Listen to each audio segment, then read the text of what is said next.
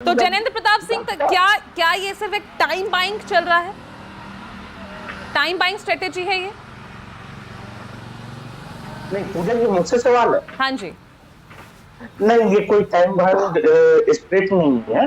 मैं एक चीज स्पष्ट कर दूं कि इसी अयोध्या के अंदर जब राम सेवकों पर गोली चलाई गई थी, तो वहां पे एक चुनाव को माहौल को देखते हुए मुलायम सिंह यादव जी ने बाद में वक्तव्य भी दिया था कि अगर और भी हिंदुओं पर गोली चलानी पड़ती तो मैं और भी चलाता, मुसलमानों को खुश करने के लिए।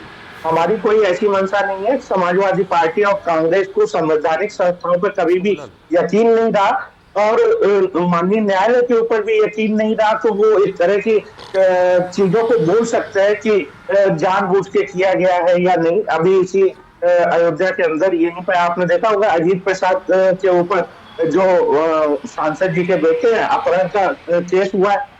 ठीक है, तो उनसे पूछा जाना चाहिए कि क्या वो चुनावों को लेकर अपहरण करना चाह रहे थे किसी व्यक्ति का? मोहित खान को बचाने के लिए कैसी कैसी साजिशें रखी जा रही थी। मैं यहाँ पे जो सीतामऊ का उल्लेख आया, मैं यहाँ पे दो चीजें स्पष्ट कर दूं कि जो गोरखनाथ जी ने याचिका डाली थी, वो वहां पे खुद कैंडिडेट थे, और दूसरी सीतामऊ में जो खुद कैंडिडेट था वही आपराधिक मुकदमे में फंसा हुआ है और उसे कोर्ट ने सजा दी है। तो यहाँ पे दोनों जो मुकदमों की बात आ रही है वो दोनों अलग अलग है। वो एक आपराधिक मुकदमा है, यहाँ पे जीत हार से जुड़ा मुकदमा है। ये एक तरह से आपराधिक मुकदमा नहीं है, फौजदारी टाइप का मुकदमा है कि यहाँ जीत को चैलेंज किया गया है। तो मैं एक चीज स्पष्ट कर दूं कि आप दो चीजों को एक साथ नहीं तोड़ सकते हैं कोर्ट के समक्ष। दूसरी चीज कि उत्तर प्रदेश पिछले 10 साल के अंदर जो बदलाव आया है, 7 सालों के अंदर 10 सालों में से, वो यही बदलाव आया है कि यहाँ पे अब वन डिस्ट्रिक्ट वन प्रोडक्ट चलता है, जबकि उनके समय में वन डिस्ट्रिक्ट वन माफिया चल रहा था।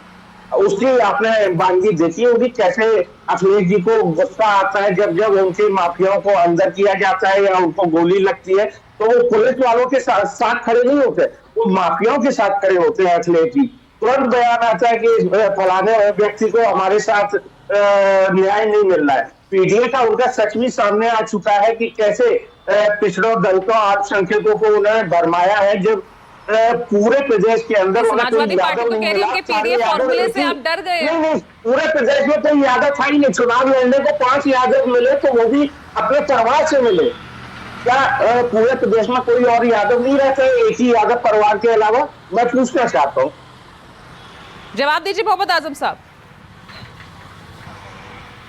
इनको तो पहले अपना देखना चाहिए। क्या लोकसभा में इनको सिर्फ एक सीट मिली थी पूजा, और वो कौन लड़ता है? ओम प्रकाश राजभर के लड़के अनिल राजभर।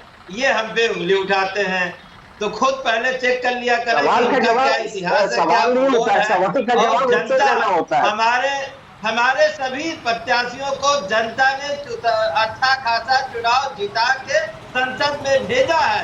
यानी जनता ने आशीर्वाद दिया और जनता ने इनके प्रत्याशी को भगा दिया कि तुम इस लायक नहीं हो तो चुनाव जीत सको। और दूसरी बात, मैं अभी बार बार ये कह रहे थे एसएल सिंह साहब कि बहराइच की चर्चा कर रहे थे, तमाम चर्चा कर रहे थे। बहराइच में हुआ क्यों?